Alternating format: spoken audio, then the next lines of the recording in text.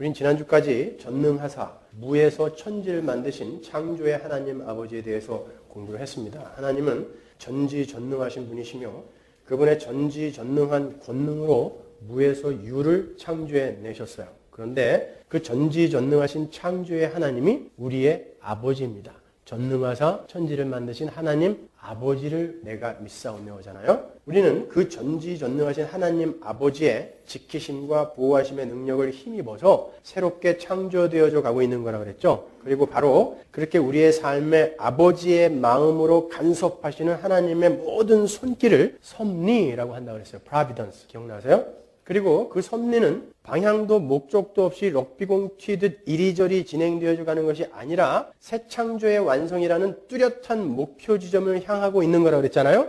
그렇게 하나님의 섭리가 정확하게 어떤 목표 지점을 향하여 흘러가고 있는 것을 가리켜 경륜이라고 한다고 그랬죠. 섭리하고 경륜, 그 정의를 이제 잘 아셔야 되는 거예요. 오이코노미아, 경륜. 그런데 그러한 섭리와 경륜에 의한 새 창조는 아버지 하나님의 자녀들에게만 유효한 거예요. 하나님은 그렇게 당신을 아버지라 부를 수 있는 당신의 자녀들을 만드시기 위해 예수 그리스도를 이 땅에 투입하신 거죠. 그래서 사도신경에서도 그 아버지라는 호칭 바로 뒤에 우리로 하여금 그 아버지라는 호칭을 쓸 수 있게 만드신 예수 그리스도에 관한 설명이 등장하는 것입니다. 전능하사 천지를 만드신 하나님 아버지를 내가 믿사오며 그 외아들부터 시작해가지고 쭉 예수 그리스도에 대한 설명이 나오는 거예요. 지금부터가 오늘의 본론입니다. 하나님은 당신의 권능으로 친히 이 천지를 만드셨어요. 그런 의미에서 이 세상 모든 피조물들은 다 하나님의 자녀입니다. 맞습니까? 하나님이 다 창조했다라는 의미에서. 그렇죠? 그러나 그건 원리적인 측면에서만 그러한 거죠. 그 중에서 특별한 은총을 입은 자들이 있으니 그들이 바로 예수 안에서 부르심을 입은 성도들인 거예요. 그들이 진짜 하나님의 백성이에요. 그들을 참 백성이라고 성경이 표기를 합니다. 그것을 신학에서는 유효한 부르심이라고 그러죠. 예전에 다 한 거예요, 여러분. 다시 한번 기억을 되살려 보세요. 유효한 부르심. 부르심에는 보편적 부르심과 유효한 부르심이 있다고 그랬죠. 이 천지 만물에 하나님이 나타나 있어요. 로마서의 말씀처럼. 그걸 뭐라 그래요? 보편적 부르심이라고 그래요. 다 드러내 놓으셨단 말이에요. 보편적 부르심. 그러나 그걸 알아먹는 이는 몇 명 안 되는 거죠. 그게 유효적 부르심이에요. 유효적 부르심을 입은 자들만 그 하나님을 들을 수 있단 말입니다. 복음을 알아들을 수 있고 천지 만물에 드러난 창조의 하나님을 알 수 있는 거예요. 자, 원리적으로 보자면 하나님은 모든 인간들을 당신의 나라로 부르세요. 그것이 바로 로마서에 기록된 모든 천지 만물에 하나님이 드러나 있다라고 계시되어 있다라고 하는 그런 부분이죠. 그런데 타락한 인간들에게는 그 하나님의 부르심의 음성을 들을 수 있는 능력이 전무해요. 전혀 없습니다. 그래서 모든 인간은 하나도 빠짐없이 전부 지옥으로, 사망으로, 멸망으로 빠질 수밖에 없어요. 그건 모든 인간들의 운명이에요. 그러나 하나님은 어떤 선택된 무리들에게 당신의 은혜를 부으셔서 그분의 초대의 음성을 듣게 하셨어요. 그걸 은혜라고 합니다. 여러분이 저의 설교를 들으면서 야 맞아 이게 복음이지, 야 이게 위로지, 자기 부인 십자가 지는 거 이게 위로지 라고 알아들으시는 것, 그것이 바로 유효한 부르심 안에 들어있는 이들인 거예요.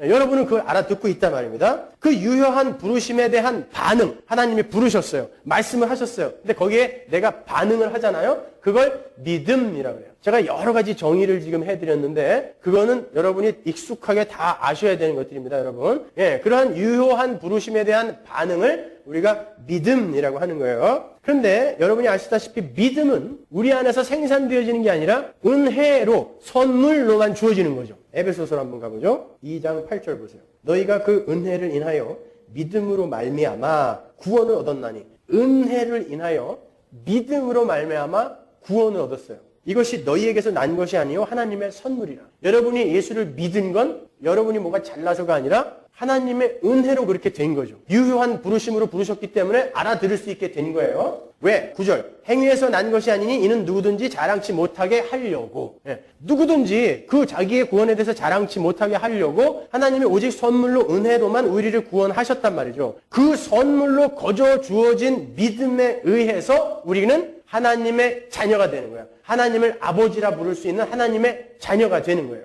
요한복음 1장 12절 보세요. 영접하는 자, 곧 그 이름을 믿는 자들에게는, 조금 아까 우리가 에베소서에서는 그 믿음은 오직 은혜로만 주는 거라고 했어요. 근데 그 믿음으로 말미암아 어떻게 된다? 하나님의 자녀가 되는 권세가 주어지게 된단 말이에요. 그 믿음에 의해서 우리는 하나님을 아버지라 부를 수 있게 된 거예요. 따라서 우리가 하나님의 자녀가 되는 것은 우리의 노력이나 열심에서 비롯되는 것이 아니라 하나님의 불가항력적인 은혜에서 격발이 된 유효한 부르심, 즉 믿음에 의해 가능하게 된 거예요. 따라서 우리가 하나님을 아버지라 부를 수 있게 된 것은 전적으로 하나님의 창조의 권능에 의한 거죠. 맞습니까? 우리는 거기에 요만큼도 보탤 수가 없어요. 그런데 하나님은 공의의 하나님이에요. 공의가 무슨 말인지는 아시죠? 공의의 하나님이세요. 따라서 하나님은 무조건 죄를 용서해버리시면 안 돼요. 그건 공의가 아니니까. 근데 하나님의 속성 중에 공의가 있단 말입니다.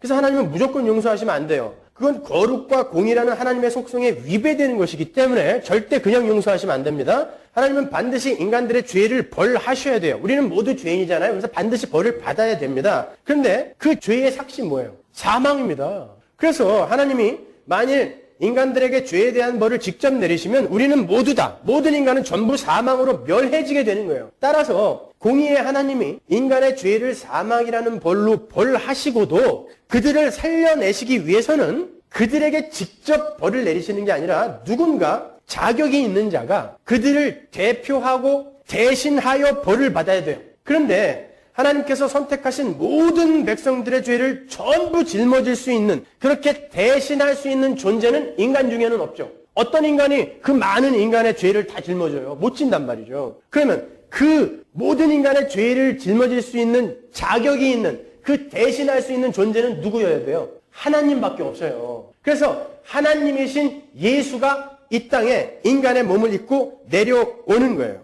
여러분, 그런데 하나님은 인간을 대신할 수는 있지만 대표할 수는 없어요. 그렇잖아요. 원숭이가 개를 대표할 수 있습니까? 개구리 대표 나와라 그러는데 개미가 와갖고 내가 개구리 대표로 왔는데 이거 안 되잖아요. 마찬가지로 인간과 하나님은 본질이 다르기 때문에 하나님은 인간들을 대신할 수 있는 자격은 있지만 대표할 수는 없어요. 그래서 이 하나님이 인간을 대표하기 위해서는 인간이 되셔야 되는 거예요.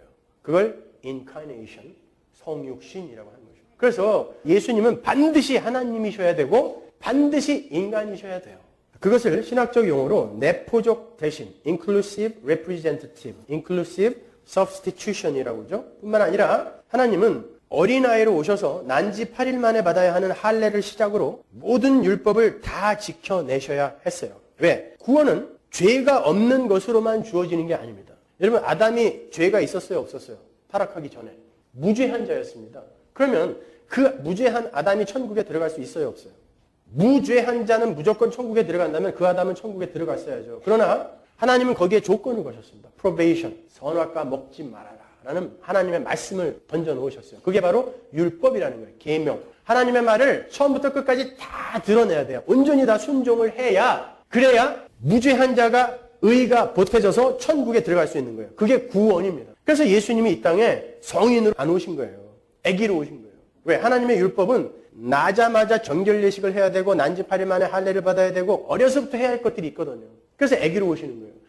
예수님이 만약에 우리의 죄의 문제만 해결하러 오셨다면 성인으로 오셔도 돼요. 아담은 성인으로 창조됐잖아요. 지구도 오래된 지구로 창조된 거예요. 그래서 뭐 지구의 나이가 무슨 수억 년이다, 수십억 년이다라고 이야기하는 건 하나님이 수십억 년짜리로 만들어서 그러는 거예요. 아담이 성인으로 창조됐듯이 닭이 먼저냐 달걀이 먼저냐 사람들 막 싸우는데 그거 쉬워요. 닭이 먼저입니다. 하나님은 달걀 만들지 않으셨어요. 닭을 창조해 놓고 그가 생식하는 수단으로 달걀을 준 거란 말입니다. 여러분. 그런 쉬운 질문을 뭘 대답을 못해요. 닭이 먼저인 거예요. 그렇게 닭을 만들어내셨지 계란을 안 만드신 것처럼 아담을 성인으로 창조해서 그때부터 역사를 시작하셨단 말이에요. 마찬가지로 예수님이 죄의 문제만 해결하려면 성인으로 오셔도 돼요. 그렇지만 죄의 문제뿐만 아니라 의의 문제, 하나님의 말씀을 완벽하게 평생 지켜서 우리에게 임퓨테이션, 전가를 해줘야 되기 때문에 아기로 오시는 거예요. 그래서 그분이 오셔서 삶과 십자가의 죽음까지 전부 아울러 우리에게 전가를 시켜줌으로 말미암아 우리의 죄가 전부 도말되고 의가 전가가 되어 우리가 이렇게 의의 흰옷을 입은 하나님의 백성이 되어버린 것입니다. 입고를 하고도. 그게 영적 실존인 거예요. 우리의 실존. 그래서 우리는 수지 맞았다고 그러는 거예요. 그러면 이왕 그렇게 구원하실 거 왜 하나님은 모두 다 구원하지 않으실까요? 하나님은 모두 다 구원하지 않으십니다. 그런 기특한 질문에서 나온 이단이 보편 구원론이라는 거예요. 유니버설리즘. 하나님은 사랑이시기 때문에 어차피 모든 인간을 다 구원하실 거예요. 그래서 지옥은 없어. 안식일교회에서 그렇게 이야기하죠. 지옥 없다 그래요. 거기는요. 하나님은 전부 구원하지 않으세요. 왜 그럴까요? 이왕 예수님에게 죄를 다 덮어 씌울 거면 그냥 다 구원하시면 깨끗하잖아요. 일이 깔끔하게 끝나잖아요. 하나님은 사랑이기 때문에 절대 인간을 지옥에 넣으면 안 되나요? 하나님은 사랑이라는 건 맞아요. 그래서 지옥을 만들었어요. 그게 무슨 얘기인지는 조금 이따 아실 거예요, 여러분. 자, 그들의 주장에는 아주 고결한 휴머니즘이 묻어납니다. 인본주의, 그렇죠? 인간은 고귀해, 존귀해. 그러니까 누구도 지옥 가면 안 돼. 아주 고결한 휴머니즘이 묻어나요. 하나님은 성경 여러 곳에서 모든 세상이 아니라 그 세상 중에서 당신이 선택한 자들만을 구원하시겠다고 반복하여 말씀하셨어요. 그리고 구원받지 못한 악의 세력들은 불과 유황 못에 쳐 넣어버리실 거라고 확언을 하셨습니다. 따라서 모든 인간이 구원을 받게 될 것이다라는 허황된 기대는 어서 거두는 게 좋아요. 거기에 대해서는 제가 요한복음 강의 때 수차례 설명을 해드렸기 때문에 구체적인 설명을 하지 않을게요. 한 군데 한번 보고 갈까요? 요한복음 17장 6절 보세요. 세상 중에서 내게 주신 사람들에게 내가 아버지의 이름을 나타냈나이다. 누구에게? 세상을 위해서? 아니죠. 세상 중에 내게 주신 자들만을 위해. 구절을 보세요. 내가 저희를 위하여 비옵나니 저희가 누군지 보세요. 내가 비옵는 것은 세상을 위함이 아니요 내게 주신 자들만을 위함이니이다. 그렇죠?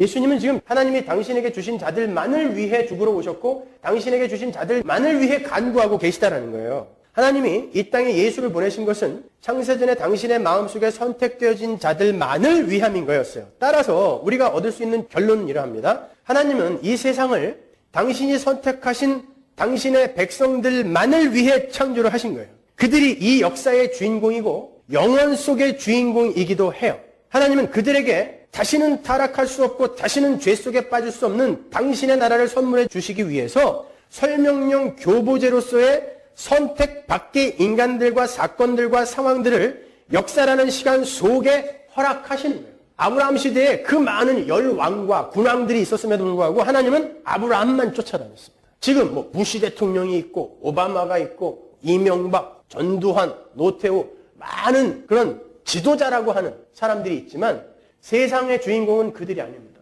이 역사는 여러분들을 중심으로 돌아가요.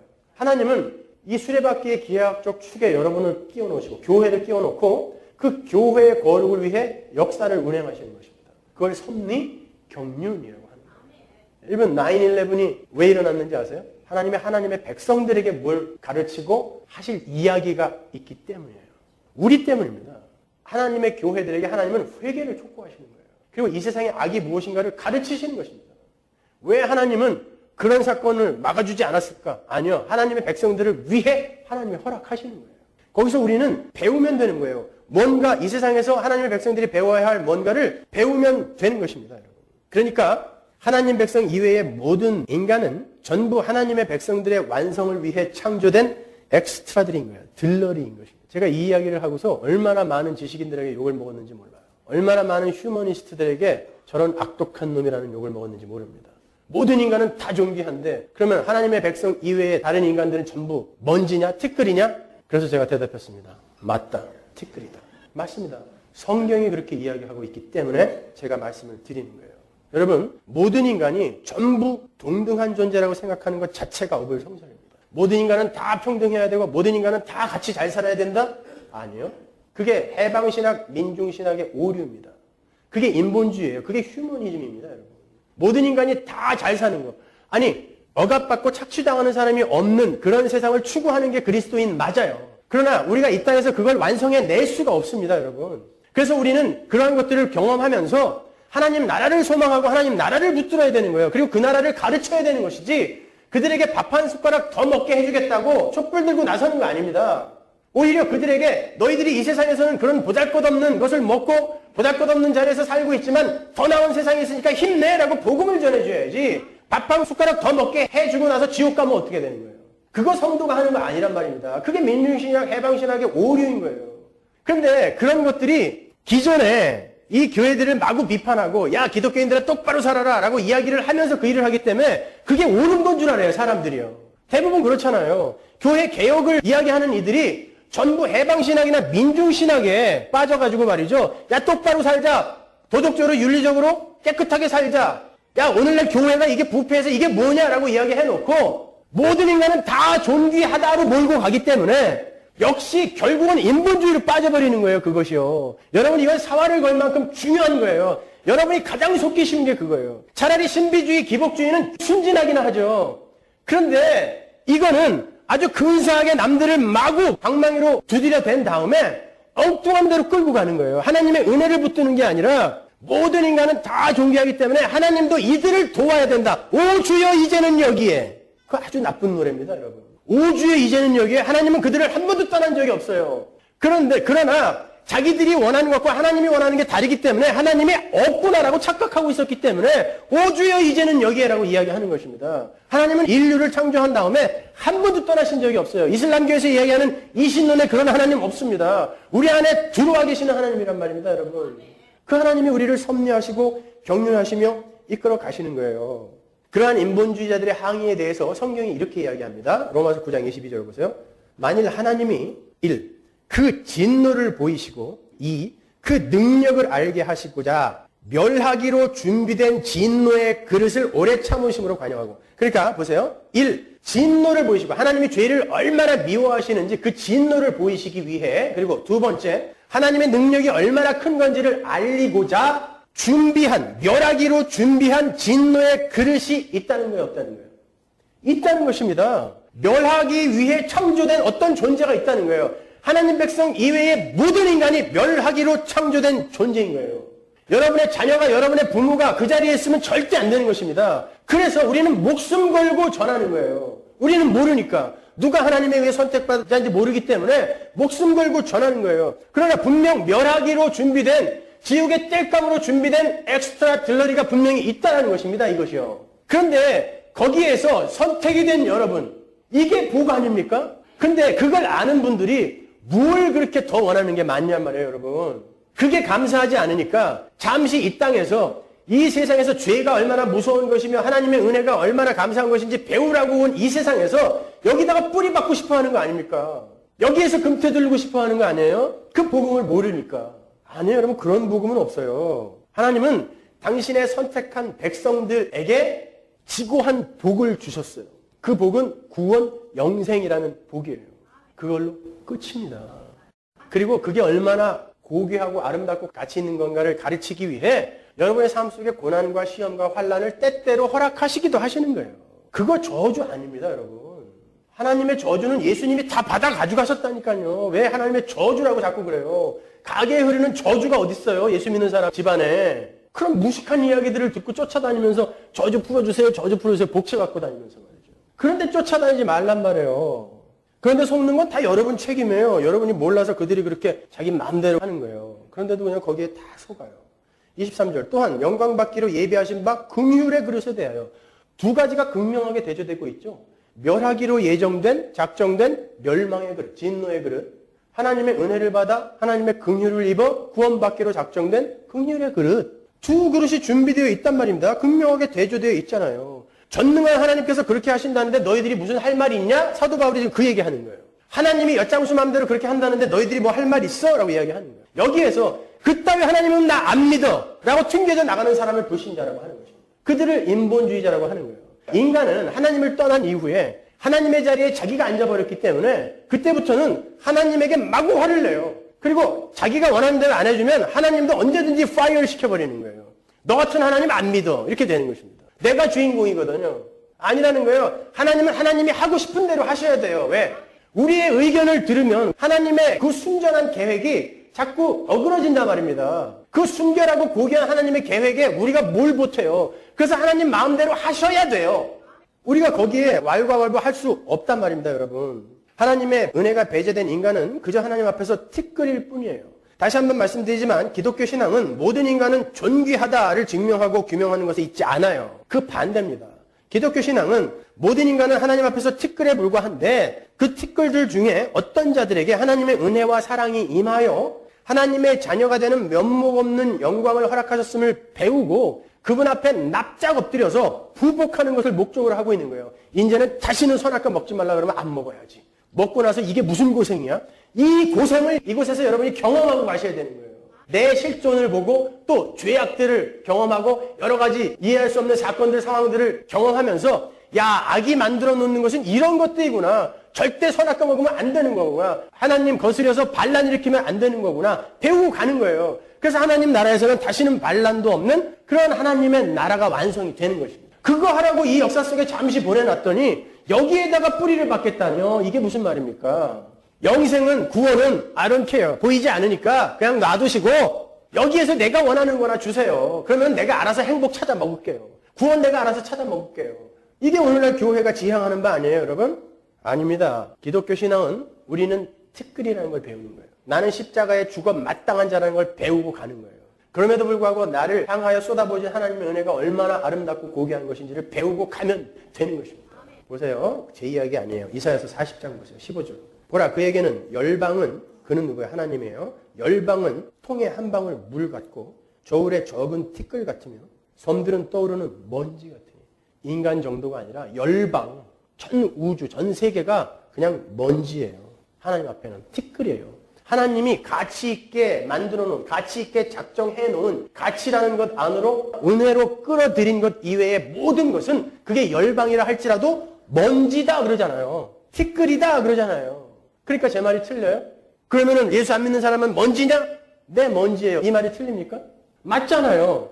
17절 보세요. 그 앞에는 모든 열방이 아무것도 아니라, 먼지 정도가 아니라 이제는 nothing이에요. 하나님의 은혜를 벗어난 모든 존재는 그 being, 존재 자체가 다 nothing이란 말입니다. 그래서 그 nothing들을 지옥에다가 넣고 태우는 거예요. 그게 뭐가 잘못이에요? 먼지를, 티끌을, nothing을 지옥에다 넣고 태우면서 내 백성들아 봐라. 너희들도 저렇게 nothing이고 먼지였는데 저렇게 영원히 타야 될 것인데 그런데 내가 너희들에게 사랑을 부어서 너희들이 이렇게 예수와 방불한 내 자식으로 만들었다? 와. 그래서 그 지옥이 영원히 존재하는 것입니다. 영원히 하나님 백성들 보고 보라고. 거지 나사로와 부자 이야기에서 그 나사로가 지옥에 있는 그 부자를 봤습니다. 그죠? 거지 나사로는 아브라함 품에 있었어요. 거기 낙원이에요. 낙원에서 지옥이 보인다는 것입니다. 왜? 우리 백성들에게, 하나님 백성들에게 교훈으로 주시는 거예요. 거기에서 뗄감으로 창조가 된 인간들이 있다는 것입니다, 여러분. 아주 냉혹하고 가혹한 말일지 모르지만 사실인 걸 어떡해요? 성경이 그렇게 이야기하고 있는 걸 어떻게 해요, 여러분? 그런데 그 안에 여러분이 죽고 못 사는 여러분 자식, 여러분 부모, 여러분 형제가 내가 보고 있는 가운데 계속 타고 있으면 여러분 기분이 어떠실 것 같으세요? 그러니까 우리가 이 땅에서 정작 해야 할 게 뭡니까? 내 사랑하는 이들에게 예수를 전하는 게 우리의 본무입니다. 근데 자식이 예수 안 믿어도 괜찮아요. 돈만 잘 벌면 돼요. 훌륭한 직업만 가지면 돼요. 우리 부모 예수 믿으라고 하면 자꾸 나한테 잔소리하니까 에이 지금 사이좋게 지내면 됐지 뭐. 여러분 그걸 불신자라고 하는 거예요.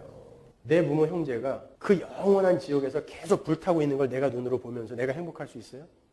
그래서 우리는 목숨 걸고 윌리엄 보스 이야기처럼 온 세상이 깨진 유리로 되어 있다 할지라도 무릎으로 기어서라도 내 사랑하는 이들에게 복음을 전하는 거예요, 여러분. 영원히 그 꼴 보기 싫으니까. 성경은 분명히 이야기하잖아요. 그 악의 세력, 죄의 세력, 마귀의 세력은 내가 반드시 유황불못에 넣는다. 그럼 이런 질문 하실 거예요. 그럼 애초에 선택이 안 되고 작정이 안 된 사람은 어떻게 해요? 그건 여러분이 모르잖아요. 우리가 모릅니다. 누가 예수 믿는 사람인지 아닌지 저는 몰라요. 여러분들 여기 예배당에 와서 멋지게 앉아 계시지만 여기에 몇 명 안 될지도 모릅니다, 여러분. 우리는 모르니까 열심히 전하는 거예요. 열심히 전하는 거예요. 어느 날 알아듣고 돌아오라고. 우리 전체의 삶이 바로 그리로 지향돼야 되는 거예요, 여러분. 요한복음 17장 12절 보세요.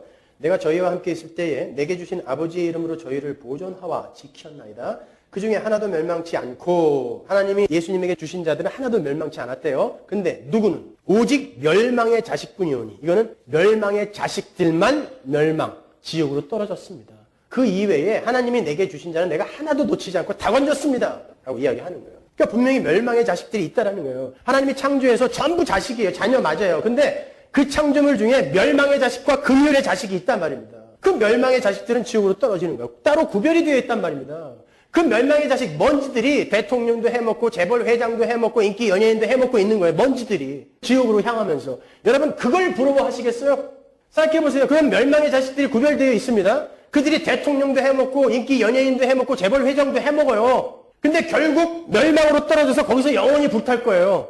근데 그걸 부러워하시냐고요, 지금. 근데 왜 온통 교회에서 그걸 달라고 하냔 말이에요. 하나님은 우리를 죄에서 구원하시겠다라고 하는데, 그 지옥에서 건지시겠다고 하는데 왜 그걸 달라고 하냔 말이에요. 그리고 그걸 약속을 해줬또. 종교행위 열심히 하면 하나님이 그거 다 준다 그랬대요. 아니요, 하나님은 우리를 죄에서 구원하시는 것입니다. 거기에 예수가 투입이 된 거예요.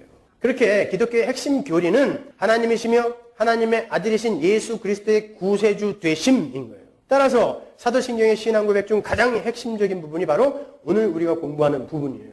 예수.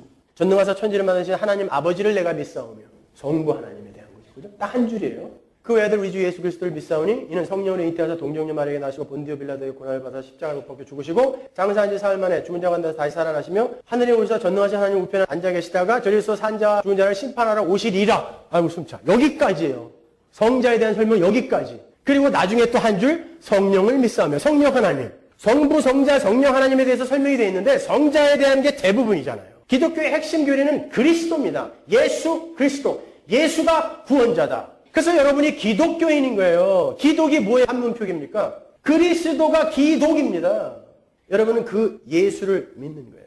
여러분 혹시 여러분 차 뒤에 물고기 표시를 붙이고 다니시는 분 계세요?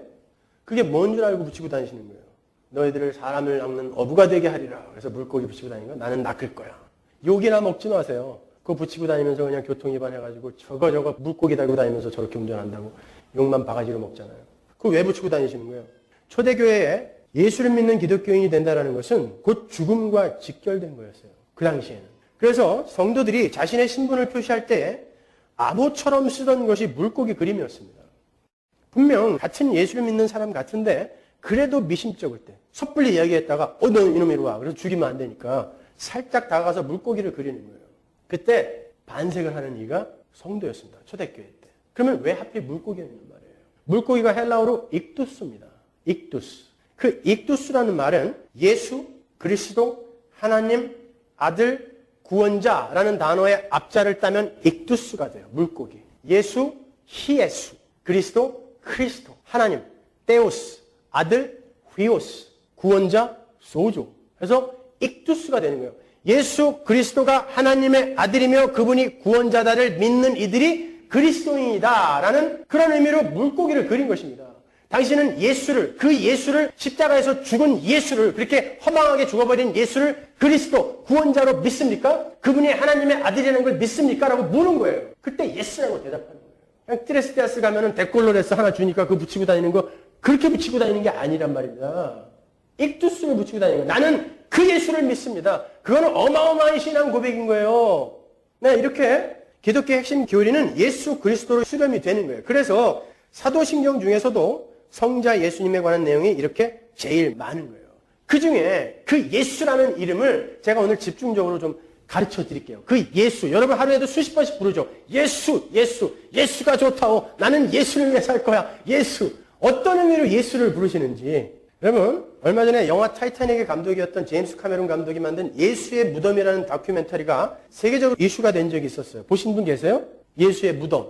제임스 카메론 감독과 캐나다의 다큐멘터리 제작자인 심차 야코보비치에 의하면요. 그 무덤에서 발견된 10개의 석관 중에 몇 개의 요셉의 아들 예수, 마리아, 예수의 아들 유다라는 비문이 새겨져 있었다고 그래요. 이름이. 그거 갖고 추측하여 다큐멘터리를 만든 거예요. 그 이름 갖고. 예수가 죽은 게 아니라 막달라 마리아하고 결혼을 해서 유다라는 아이까지 낳았다는 거죠. 그래서 그 족보를 추적해서 이태리인가 어디에 사는 예수의 후손을 찾아내기도 했어요. 정신 나갔죠. 여러분, 예수님 시대에 그리고 구약 시대에 유대인들에게 가장 인기 있던 남자 이름이 뭔지 아세요? 예수예요. 예수님 시대에 길 가는 사람들 바라보면서 예수야! 그러면 10명은 돌아봐요. 제가 우리 아들 학교에 가서 다니엘 그랬더니 5명이 벌떡 일어나더라고요. 좋은 이름은 전부 갖다 붙여가지고. 가장 흔했던 이름이 예수입니다. 여자 이름 중에 가장 흔했던 이름이 마리아예요. 그런 어떤 예수하고 어떤 마리아가 결혼해서 유다라는 애 낳고 잘 먹고 잘 살다가 거기에 묻힌 거예요. 그걸 예수와 마리아가 결혼을 해서 몰래 사랑해가지고 결혼을 해서 결국 유다라는 아들을 낳아서 잘 먹고 잘 살다가 이 무덤에 묻혔다라는 그런 다큐멘터리를 만들어낸다는 것 자체가 넌센스입니다, 여러분. 구약시대 때요. 여호수아라는 이름, 느헤미야 7장 7절에 예수아라는 이름이 있죠. 그리고 호세아, 이게 다 예수예요. 예수. 똑같은 이름입니다. 신약에도 예수 이름이 나오죠. 잘 보셨으면 아실 텐데. 골로새서 한번 가보세요. 4장 11절. 유수도라 하는 예수도. 그죠? 보세요. 유수도는 별명이고 진짜 이름이 예수예요. 유수도라고 불리는 예수도 너희에게 문안하노니. 예수라는 사람이 있었어요. 예수님 당시에도. 사도행전 13장 6절 보세요. 온 섬 가운데를 지나서 바보에 이르러 바 예수라 하는 유대인 거짓 선지자 박수를 만나니. 유대인 거짓 선지자 박수 무당을 만났는데 그가 예수라는 사람의 아들이라는 거야. 바가 아들이니까. 바 예수. 그죠? 바라바. 그러니까 아버지의 아들이잖아요. 바라바가. 바가 아들이란 말이에요. 예수의 아들. 거기 예수가 있단 말입니다. 이렇듯 예수라는 이름은 1세기 중반 때까지 가장 흔하게 쓰이던 이름이었어요. 가장 흔하게. 이게 중요해요.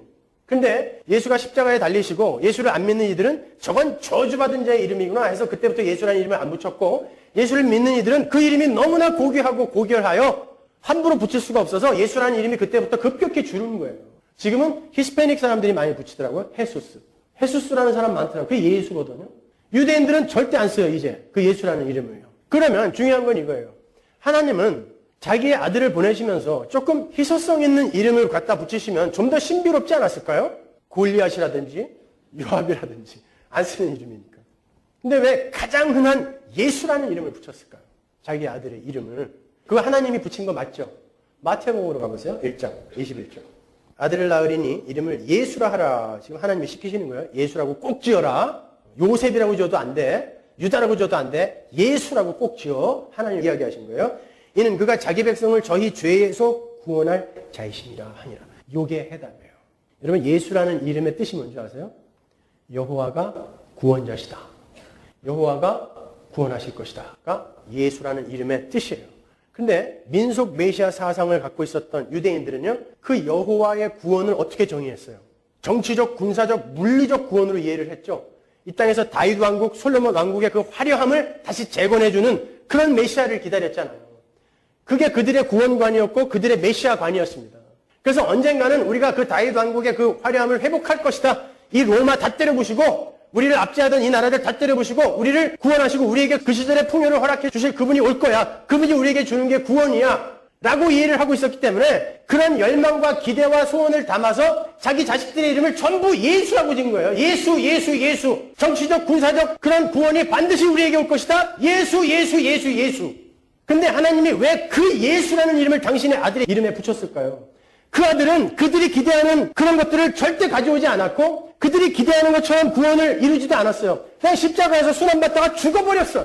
그들이 원하는 이 세상의 떡은 하나도 안 주고 가버렸어요. 그냥. 이게 진짜 예수다라고 그들의 구원관을 박살내고 들어오는 게 예수라는 이름인 것입니다. 그런데 여러분은 어떤 의미로 그 예수를 부르십니까? 지금 예수, 예수, 예수, 예수님의 이름으로 기도한다고 그 예수를 수천 번, 골백 번 부르는데 그 예수를 유대인들처럼 부르고 있지 않아요? 이 세상에 풍요를 주세요. 병을 고쳐주세요. 돈 좀 많이 벌게 해주세요. 자식 새끼 공부 좀 잘하게 해주세요. 그게 민속 메시아 사상입니다. 그게 유대주의예요. 그렇게 예수의 이름을 부른 자들에게 예수가 뭐라고 그랬습니까? 나더러 주여 주여 하는 자, 예수여 예수여 하는 자마다 전부 천국 못 들어간다 그랬잖아요. 근데 이 시대의 교회는 전부 그렇게 예수를 부르고 있단 말입니다. 주여 주여 예수여 예수여 내가 필요한 걸 좀 주세요. 예수님이 그들에게 뭐라 그랬어요? 이 독사의 새끼들아 라고 이야기했어요. 예수의 이름을 부르는 그들에게 이 독사의 새끼들아 라고 이야기를 했습니다. 여러분은 똑바른 예수를 부르고 있냔 말이에요. 바로 그 예수, 성경이 말하는 그 예수를 부르고 있냔 말이에요. 유대인들이 저마다 자식에게 붙여줬던 그 예수를 부르고 있지는 않습니까 혹시? 하나님이 그걸 기각하며 당신의 아들에게 붙여진 그 예수를 믿으셔야 되는 거예요. 그 예수를 부르셔야 되는 것입니다. 근데 여전히 유대주의에 물든 그 예수를 부르시면 어떻게 해요? 그들은 전부 지옥에 간다라고 성경은 이야기하는 것입니다, 여러분. 그러니까 하나님께서 그 아들의 이름을 흔하디 흔한 예수라고 붙이신 것은 그 아들이 바로 유일한 구원자라는 것을 천명하시는 거예요. 다른 예수 기다리지 말라는 거예요. 다른 구원자 기다리지 말라는 거예요.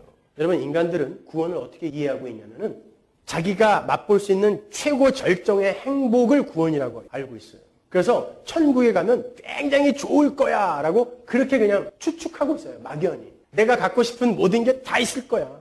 그런 거를 천국관으로 갖고 있어요. 구원관으로 갖고 있어요. 아닙니다. 구원은 지옥에서 건져지는 거예요. 죄에서 건져지는 것입니다. 그 일을 하라고 하나님이 예수를 이 땅에 보내신 거예요.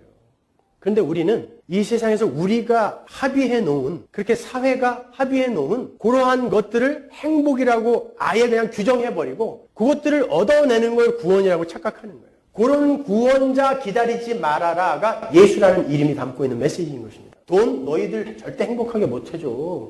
명예? 절대 너희들 행복하게 못 해준다. 노무현 대통령이 뭐라고 유언 남기고 왔어요?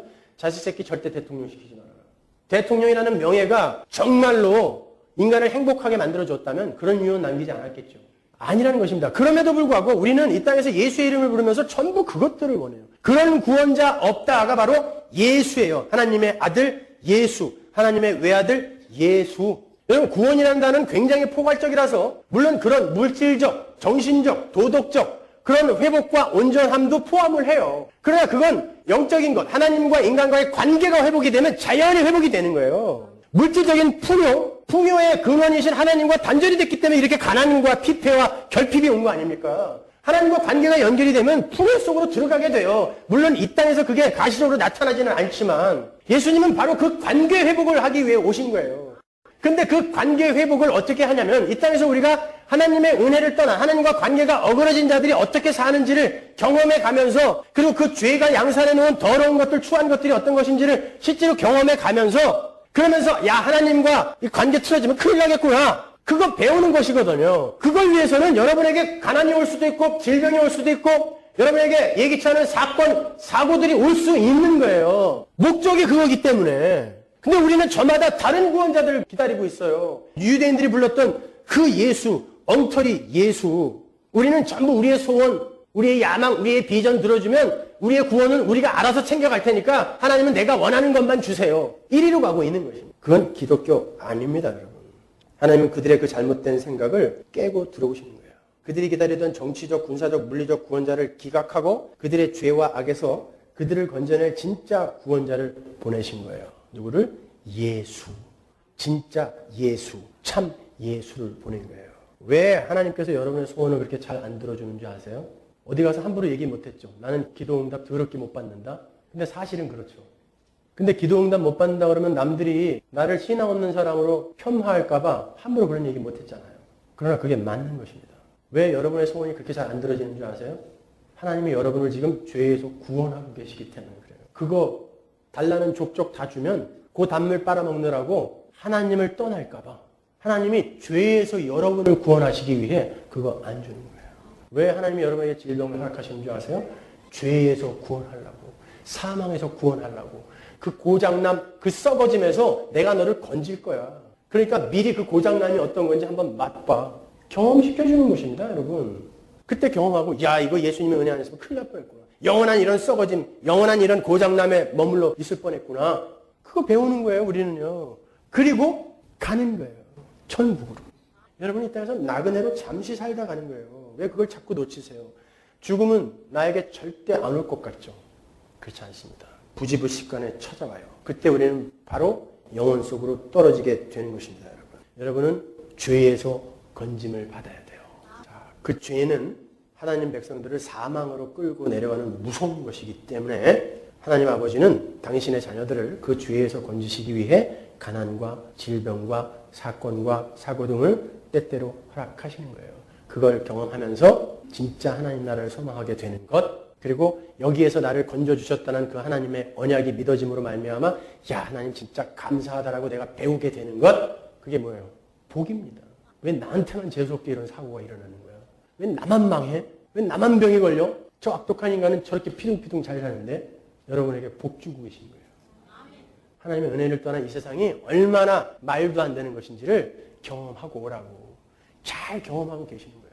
정말 억지스러운 일들 너무 많이 당하시죠. 억울해 죽겠죠. 그냥. 분통 터져 죽겠죠. 그게 세상, 자기가 왕이 되어버린 이 세상이 양산해 놓은 악입니다. 더러움이에요. 쓰레기예요. 똥덩어리들입니다. 그것이. 그거 경험하고 가는 거예요. 그것과는 전혀 상관없는 그런 것들 하나님이 여러분에게 준비해 놨다고. 야 이제 그런 것들하고 작별 인사하고 와. 잠시 맛보고 작별 인사하고 와. 영원히 안 올 거야 너희들한테는. 잠시 작별 인사하러 온 거예요. 그럼 받아들이세요. 경험하세요. 그리고 아이고 치를 떠세요. 거기에. 그러면 되는 것입니다. 그걸 신앙생활이라고 하는 거예요. 여러분. 왜 하나님이 이런 것도 안 막아주시나? 아니요. 여러분이 정말 그걸 경험하면서 치를 떨고 자발적으로 떠나게 하시기 위해서 경험하게 놔두시는 거예요. 때때로 그래서 여러분은 여러분의 죄인됨을 폭로당하기도 하는 거예요. 나 자신에게, 다른 이들에게. 그래서 어떨 때는 그런 생각이 들죠. 내가 이러고도 예수 믿는 사람이 맞나? 아닌가 봐. 그 생각 자주 할수록 진짜예요. 나 예수 믿는 사람 아닌 건가 봐. 어떻게 예수 믿는 인간이 이럴 수가 있어? 예, 그 사람이 진짜입니다. 왜? 그렇게 여러분은 하나님의 은혜가 떠나면 언제든지 타락할 수 있는 존재임에도 불구하고 하나님이 꼭 붙들고 있다는 것을 경험케 해주기 위해 여러분의 실수를 그냥 놔두시는 거예요. 아버지가 막아줄 수 있습니다. 여러분 죄 짓는 거 막아줄 수 있어요. 근데 안 막아주세요. 하나님 오늘은 절대 술 안 마실게요. 모든 전화 다 블락시켜주세요. 저녁 6시만 되면 나를 부르는 그 술 친구들 전화. 그날은 전화가 더 많이 와. 하나님 교통이 막혀서 절대 약속 시간 안에 그 장소에 못 가게 해주세요. 길이 뻥 뚫려요. 그때는. 하나님 첫 잔을 들 때 손모가지가 똑 부러지게 해주세요. 그때는 첫 잔이 아주 달어. 그리고 전부 때 붙들고 맨날 또 그러는 거지. 내가 막아달래니까 왜 안 막아주고 말이야. 내가 그렇게 기도했는데 안 막아주고. 아닌 겁니다, 여러분. 너는 네 힘으로 그렇게 술 한 잔도 마음대로 할 수 있는 존재라는 거 배우세요. 그렇다고 오늘 전부 또 아유 잘 됐다. 나의 나약함을 마구 폭로당하리라. 그리고 가시면 안 돼요. 그건 성도의 올바른 생각이 아니죠. 예, 그때에 여러분 자폭하시면 안 된단 말입니다. 아, 하나님이 나에게 이런 걸 가르쳐 주시기 위해 이렇게 나의 나약함을 폭로하시는구나 라고 그렇게 배우시면 되는 거예요. 신앙생활은 뭐 대단한 거 하는 거 아니에요. 그런 거 잘 배우고 가는 것입니다. 여러분. 그렇게 예수는 유대인들과 유대주의에 빠져있는 오늘날의 교회가 원하는 이 세상에 힘을 주러 오신 분이 아니라 당신의 백성들을 죄에서 구원하러 오신 분이에요. 그래서 하나님은 유대인들이 당시에 그렇게 오매불망 자신들의 소원과 염원을 담아 불렀던 예수라는 이름을 아들의 이름에다 갖다가 붙인 거예요. 한 군데만 더 볼까요? 사도행전 4장 12절 보세요. 다른 이로서는 구원을 얻을 수 없나니 천하인간의 구원을 얻을 만한 다른 이름을 우리에게 주신 일이 없음이니라. 보세요. 천하인간에 인간이 구원을 얻을 만한 다른 이름을 준 적이 없어요. 돈이라는 구원자 하나님이 이 땅에 보내신 적이 없어요. 명예라는 구원자 이 땅에 보내신 일이 없습니다. 우리 인간에게 구원을 선물하러 온 존재는 십자가 지고 죽어버린 예수밖에 없어요. 그런데 그 예수가 십자가를 지고 죽으면서 너희들도 나와 같이 자기 십자가를 지고 자기를 부인하며 나를 쫓아와야 된다 그랬어요. 내가 너희들이 원하는 걸 다 들어줘서 너희들이 자기 주장, 자기 자랑, 자기 인기를 외치게 해줄게가 아니라 나처럼 맥없이 죽으면서 자기를 부인하고 십자가를 지게 해줄 거야 라고 이야기했단 말입니다. 그 예수가 우리는 작은 예수라면서요. 예수 안에서 구원받았으니까 우리가 예수예요. 작은 예수들. 그러면 그 예수가 이 땅을 어떻게 살게 되겠습니까? 생각을 해보세요. 우리의 원형인 예수가 살다간 그 삶을 한 발 한 발 쫓아가지 않겠습니까, 여러분? 근데 왜 우리는 다른 구원자들의 이름을 부르냐고요. 돈, 명예, 자식, 인기, 나를 구원해줘, 나를 행복하게 해줘. 구원자 이름 부르는 거거든요. 마가복음 8장 34절 보세요. 무리와 제자들을 불러 이르시되 아무든지 나를 따라오려거든 자기를 부인하고 자기 십자가를 지고 나를 쫓을 것입니다. 예수님이 진 십자가는 예수님이 나를 대신하고 대표하여 지신 십자가죠. 자기 십자가는 뭘까요? 나를 대신하고 대표하여 진 그 상징적인 그 십자가와 방불한 십자가가 우리에게 있단 말입니다. 자기 십자가, 그 십자가를 우리가 인생 속에서 져야 되는 거예요. 하나님의 저주를 받아 완전히 멸망으로 떨어져 버리는 그 십자가는 아니지만 왜 우리가 하나님의 은혜를 떠나 죄를 지은 타락을 한 우리가 왜 이런 상황에 던져져야 되는지를 몸으로 체득하는 거예요. 경험해 봐야 되는 것입니다. 그게 자기 십자가인 거예요, 여러분. 그 십자가 여러분이 반드시 지셔야 돼요. 자기를 부인하는 거 아닙니까, 그게. 나는 티끌이구나. 나는 먼지구나. 나는 하나님이 은혜 베풀지 않았으면 저렇게 지옥의 땔감으로 쓴다고 해도 할 말이 없는 존재였구나. 그런데 나를 예수화 시켜 하나님의 아들로 삼아주시다니 이 어찌 감사하지 않은가. 그거 배우고 가는 인생이 뭐 그렇게 어렵다고. 뭔 프로그램들이 그렇게 많아야 되고 뭔 일들을 그렇게 많이 해야 돼요, 교회에서. 도대체 이해가 안 가요, 저는.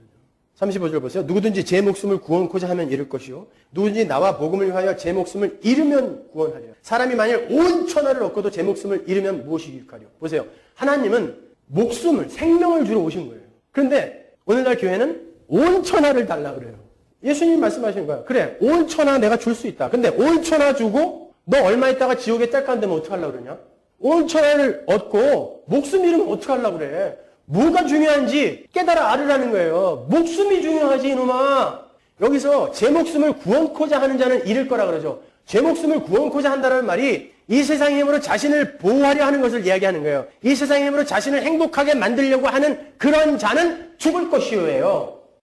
그런데 어떻게 예배당에서 이 세상의 행복을 하나님이 주러 왔다 그래요. 너희들이 구하기만 해. 긍정적 사고 하기만 해봐. 하나님이 다 들어준다. 라고 이야기를 한단 말입니다. 그걸 교회에서 약속을 하고 있다니요. 그건 죽는 길이라는데 제 목숨을 구원코자 하는 자, 이 세상에서 떵떵거리면서 한번 살아보고 싶어하는 자, 그걸 인생의 목적으로 삼아 살려고 하는 자는 죽을 것이다. 라고 이야기하는데 예배당에서 야 너희들 다 되져라. 라고 이야기하는 거예요. 아닙니까?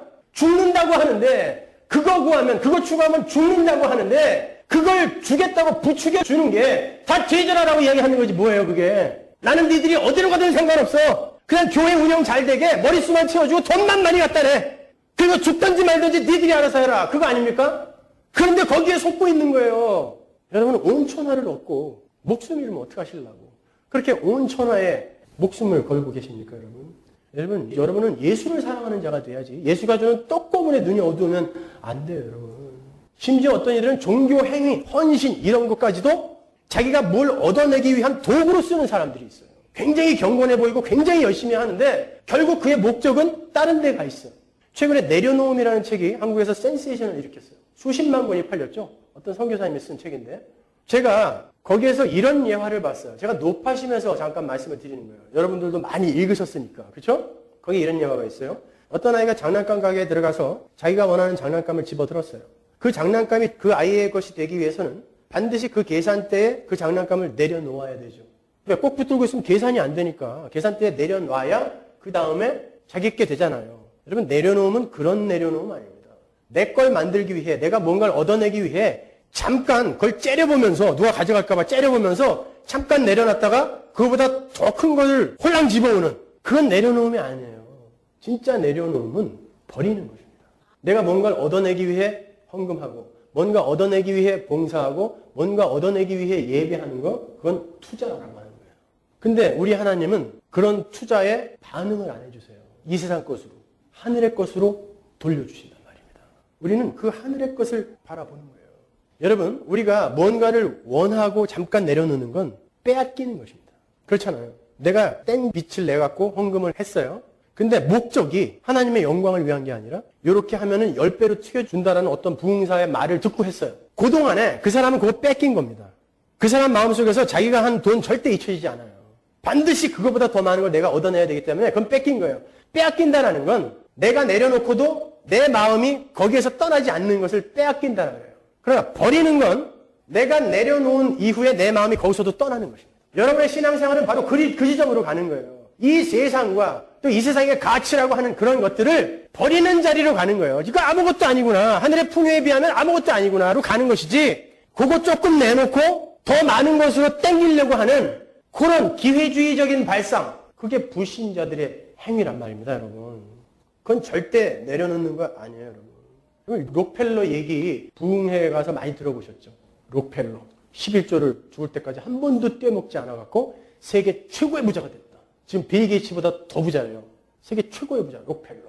11조 계산하는 사람만 수십 명이었었대요. 그래서 그 록펠러 이야기를 하면서 여러분도 11조를 떼먹지 말아보십시오. 그러면 하나님이 록펠러 같이 큰 부를 허락하실 것입니다. 그러잖아요. 건축헌금 거둘 때 11조 거둘 때 잘 써먹는 예화 아닙니까 여러분? 여러분 록펠러가 운영하던 스탠다드 정유회사는 미국 사람들이 당시에 가장 증오하던 회사였습니다. 11조 매주 꼬박꼬박하는 그 사람의 회사를 미국인들이 가장 증오했어요. 그는 거대 독점 자본 기업가였어요. 그 사람은요 매수, 뇌물, 사보타지, 수단과 방법을 가리지 않고 타 경쟁사들을 전부 무력화시켜버렸어요. 입법부를 매수하기도 하고요. 11조 한 그 손으로 입법부 매수하고 뇌물 주고 사보타지 일으키고 해가지고 정유 유통의 98%를 거머쥐었어요. 다 준 거예요. 그러니까 그 사람이 아침에 일어나서 야 석유값 올려라 그러면 올라가야 돼요. 내려라 그러면 내려가야 돼요. 그렇게 기업가가 거대 독점 자본 기업가가 돼버리면요. 자기가 부리는 노동자들의 임금을 깎습니다. 힘이 있기 때문에. 그래서 당시에 그 사람이 운영하던 회사에서 탄광에서 일하는 사람들이 작업 처우 개선을 외치면서 데모를 했어요. 록펠러가 구사대하고 민병대를 보내서 그들이 기거하던 천막을 습격을 해서 50명 이상을 사살했습니다. 11조 맨날 하는 그 손으로. 왜 미국의 의료보험이 이렇게 엉망인 줄 아세요? 여러분 쿠바에서 2센트짜리 약이 미국에서 150불입니다. 쿠바 같은 못 사는 나라에서 2센트만 주면 사는 약이 미국에서 150불이에요. 의료보험이 그렇게 엉터리입니다. 록펠러 재단이요. 의료 기술과 의학의 방향을 손에 거머쥐기 위해서 자기의 자본을 동원하여 막은 것입니다. 의료보험을 민영화로 꼭 붙들고 있는 거예요. 근데 한국의 어떤 양반은 또 그걸 따라가려고 지금 바꾼다고 하는데 나한테 오통제라. 가난한 사람만 죽어나는 거예요. 이 중에 의료보험 갖고 있는 사람 몇 명이나 됩니까? 여러분 유럽 같은 데 가면요. 외국인도 애 낳을 때 산부인과 아무 데나 들어가서 낳을 수 있어요. 미국만 이 모양이에요. 록펠러가 이렇게 만들었습니다. 그렇다면 그가 한 11조가 어떤 의미로 한 걸까요? 부자 되기 위한 겁니다. 수단과 방법을 가리지 않고 돈을 끌어모으는 그가 하나님께 수십 명을 동원하여 11조를 계산한 건 나 부자 되게 해달라고 한 거예요. 여러분 정말 하나님께 드릴 마음이 있었으면 계산하지 않고 10의 2, 3조 되면 어때요? 더 풍성하게 드렸겠죠. 왜 수십 명이 딱 11조를 계산했는지 아십니까? 계산 잘못해서 조금 더 낼까 봐 부들부들 떨고 수십 명을 고용한 거예요. 그렇지 않겠습니까? 풍성히 더 내도 되잖아요. 근데 왜 수십 명을 꼭 고용해요? 꼭 그걸 계산했을까요? 더 낼까 봐. 10에 1조만 내면 되는데 더 내면 안 되잖아요. 아까워서. 그런 식으로 신앙생활하면 안 된단 말입니다, 여러분. 그게 투자인 거예요. 그런데 어떻게 교계의 90% 이상이 전부 그쪽으로 손에 손을 잡고 가고 있어요. 손에 손 잡고 강을 넘어서 벽을 넘어서인가요? 뭐예요? 이게 기독교입니까? 무당 잡교지. 무속신앙이 그거 아니에요. 내가 섭섭하게 안 해줄 테니까 무당아 네가 친한 신에게 이야기해서 내 사정을 좀 아뢰다오. 날 좀 도와달라고 이야기를 해다오가 무속신앙이잖아요. 기독교가 지금 무속신앙이 됐단 말입니다. 여러분. 아니에요. 절대 그러면 안 됩니다. 여러분 하나님은 천하인간, 하늘 아래 인간에게 예수 이외에 다른 이름을, 구원에 이르는 이름을 준 적이 없어요. 사도행전 4장. 천하인간에게 예수 이외에 다른 구원자, 다른 이름을 준 적이 없어요. 예수라는 하나님이 붙여진 바로 그 예수, 십자가 지고 죽어버린, 온전히 순종해버린 바로 그 예수만 여러분을 구원해요. 그러면 캐톨릭에서 이야기하는 마리아 숭배 사상, 마리올로지나 성인들의 공로를 같이 나눠받을 수 있다고 하는 그런 사상, 옳아요, 틀려요? 안 되죠. 왜 마리아의 공로가 나에게 와요? 왜 성자들의 공로가 나에게 옵니까? 아니 여러분이 다 성도잖아요. 무슨 성 프란시스, 성 베드로 그 사람들만 성 아니고 여러분들도 성 거식인 거예요. 이름들을 다 말할 수 없으니까. 네, 여러분 다 성인입니다. 근데 누가 성인이에요? 그들의 공로를 나눠준다고요? 천만의 말씀입니다. 자, 그러한 하나님의 은혜가, 그러한 하나님의 죄에서 구원하시는 그 예수 그리스도를 통한 하나님의 은혜가 누구에게만 주어진다? 하나님의 백성에게만 주어진다. 우리 조금 아까 읽었던 마태복음 1장 21절 다시 한번 보자고요. 이제 여러분 많이 배우셨으니까 그 구절을 여러분이 좀 더 폭넓게 이해를 하실 수 있으실 거예요. 한번 보자고요. 마태복음 1장 21절 아들을 낳으리니 이름을 예수라 하라. 이는 그가 자기 백성을 저희 죄에서 구원할 자심이라. 자기 백성이 있다라는 거죠. 이 세상 모든 백성이 아니라 자기 백성이 있다라는 거예요. 근데 그 자기 백성은 예수를 영접하고 예수를 믿는 자인데 그 믿음은 하나님의 은혜로 선물로 어떤 일정한 사람들에게만 주었다. 그게 지금까지 우리가 배운 거잖아요. 그렇죠? 그런데 그들은 어디서 구원을 받는 거예요? 죄에서 구원을 받는 거예요. 그러면 그 자기 백성은 어떻게 자기 백성이 되는가? 한 군데 보죠. 사도행전 13장 48절. 이방인들이 듣고 기뻐하여 하나님의 말씀을 찬송하며 영생을 주시기로 작정된 자는 다 믿더라. 하나님이 영생을 주기로 작정된 자가 있다라는 거죠. 그죠? 그들만 믿었다 그래요. 영생을 주기로 작정된 자들이 언제 작정된 걸까요? 영원 속에서, 창세 전이잖아요. 창세 전에 영원 속에서 영생을 주기로 작정된 자들이 이 세상에서 누군가가 복음을 전하고 다니니까 그들이 믿으면서 돌아오더라는 거예요. 근데 그 믿음은 하나님의 선물로 주어지는 거고, 근데 그 믿게 된 자들이 하나님의 자녀가 되는 권세를 받는 자들이잖아요. 그렇게 해서 자기 백성이 되는 거예요. 영원 속에서 작정된 그들이. 그러니까 여러분은 언제 하나님 백성이 된 거다? 창세 전에. 근데 이 시간과 역사 속에 잠시 내려와서 여러분이 지금 뭔가를 배우고 올라가는 거예요. 잠깐 내려왔다 올라가고 잠깐 내려왔다 올라가고 한꺼번에 다 보내기 뭐하니까 잠깐 내려왔다 올라가고 잠깐 내려왔다 올라가고 잠깐 내려와 계신 거예요. 근데 여기서 자꾸 여러분이 뿌리를 받게 해달라고 그러고 여기서 금태두르게 해달라고 그러면 어떻게 해요? 아무리 이야기해도 못 알아들어요. 그 작정에서 벗어난 이들은 아무리 이야기해도 못 알아들어요.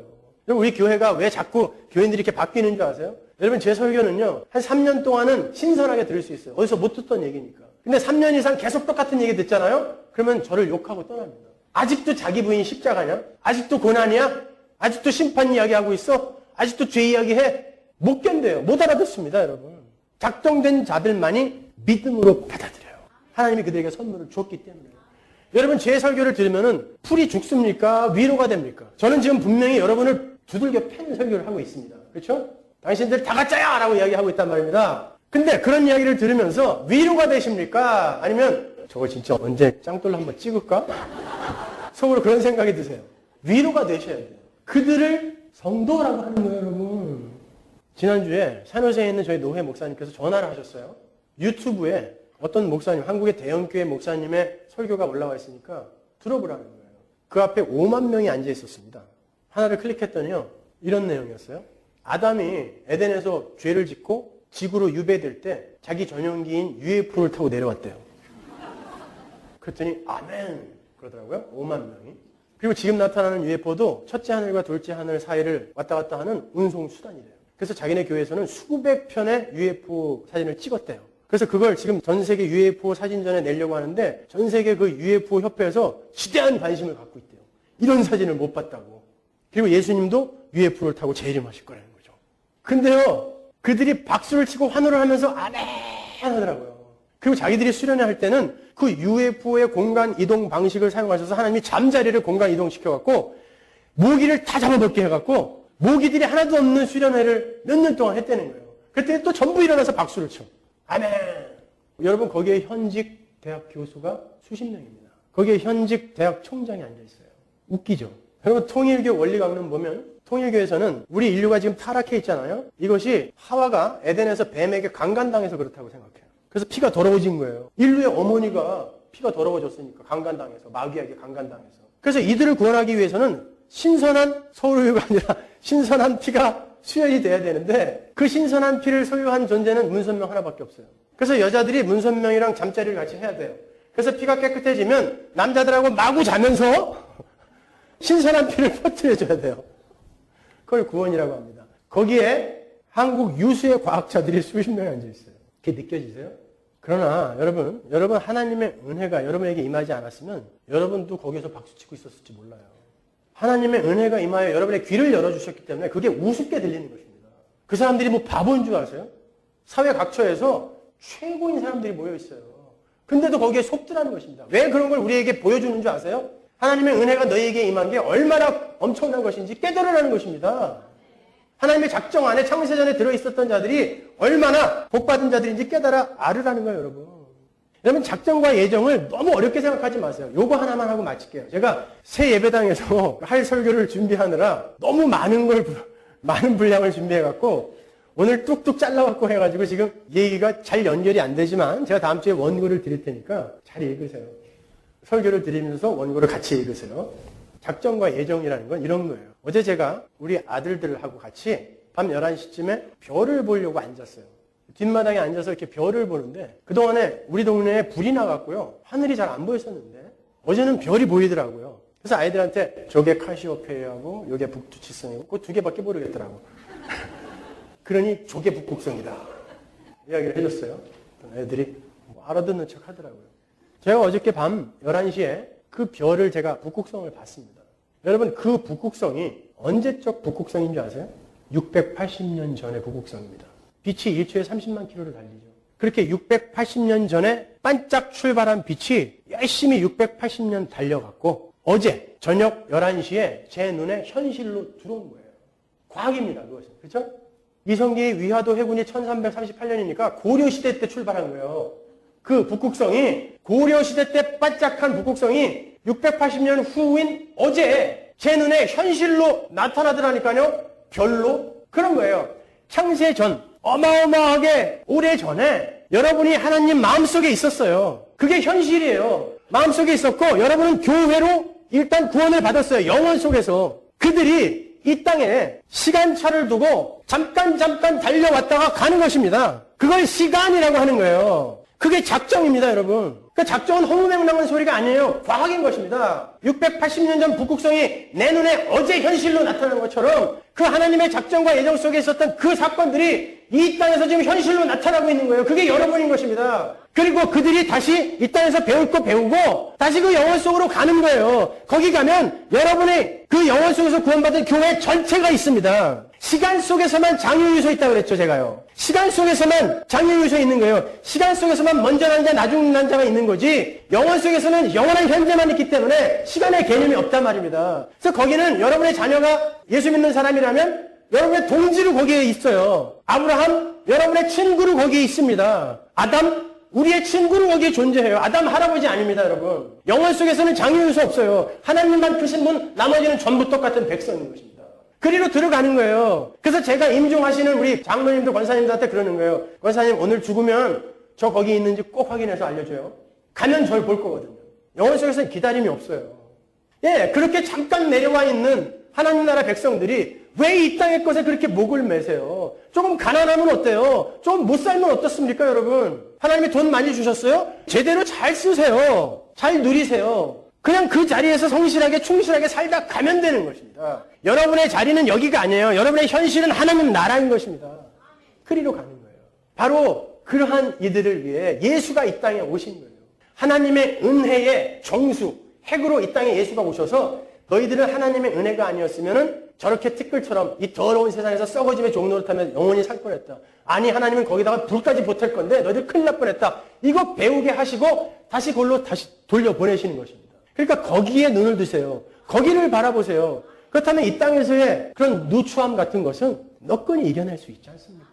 여러분은 바로 그 예수를 믿는 거예요. 그 예수, 유대인들이 불렀던 그 예수 말고 우리 하나님이 자기 아들에게 붙였던 그 예수, 전능하사 천지를 만드신 하나님 아버지를 내가 믿사오며 그분을 아버지라 부르게 해준 그 외아들 우리 주 예수 그리스도, 예수 구원자를 내가 믿사오니. 이제 그 예수라는 이름에 담긴 내용이 뭔지 잘 아시겠죠? 네, 여러분 그 예수를 믿으셔야 돼요.